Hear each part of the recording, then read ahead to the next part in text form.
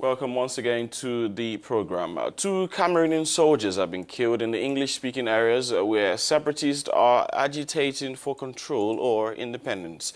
According to a statement released by the U.S. Embassy in Yaoundé, a Cameroonian sailor in Ekondo Titi in the southwest region was killed on January 14, while a gendarme in Wom in the northwest was killed on January 15. The U.S. called on the Cameroonian government to show restraint in the face of a violent act it blamed on English-speaking separatists.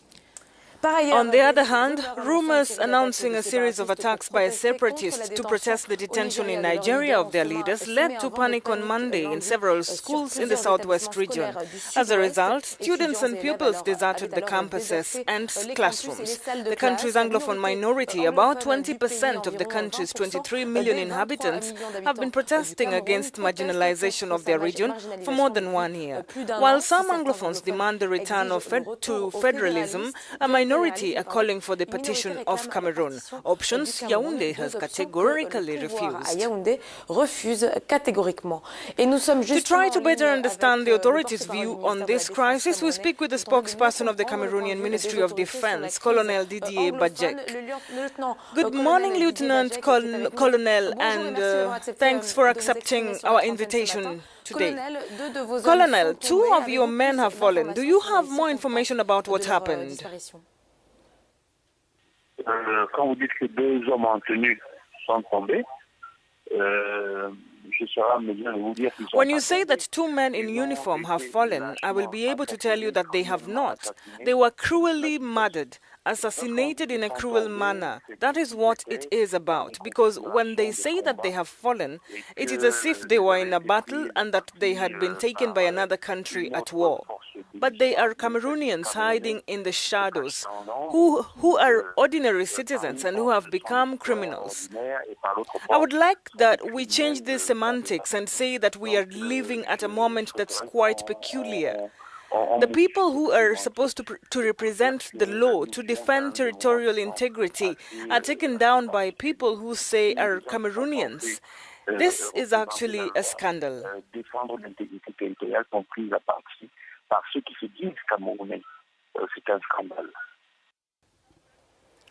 Well, Mr. Bajek, the United States condemned the murder of the 2 Cameroonian soldiers while calling on the Cameroonian government to exercise restraint in the face of these acts of violence. What do you think the Army's response to the armed secessionists will be? I think that the Cameroonian forces live up to the missions that challenge them. We react professionally. Especially, what should not be done is to succumb to the temptation to react proportionately to the impertinence of these men who kill and murder without any measure. You certainly followed part of the speech of the head of state, chief of the armed forces, who said that we will continue this fight relentlessly. That is what it is about, to remain professional. But today there is a certain psychology, a certain sociology of operational reality. Today it is people who commit acts with high added value psychologically. When one slits somebody's throat in this way, a soldier, and then share the pictures on social media, you can be certain that this will have a traumatic effect on the population. And I think that this is the final effect researched by these terrorists. Do not give in to the temptation to want revenge. And this is what is repeated to men by the High Command. Despite the severity of certain scenes, it is necessary to continue to remain professional. Le haut commandement pour demander de façon constante aux hommes que malgré la dureté de certaines scènes, eh bien qu'on continue à rester professionnel. Colonel, we know that the Cameroonian authorities have deployed troops to confront all the attacks of the separatist forces. How do you assess the situation on the ground?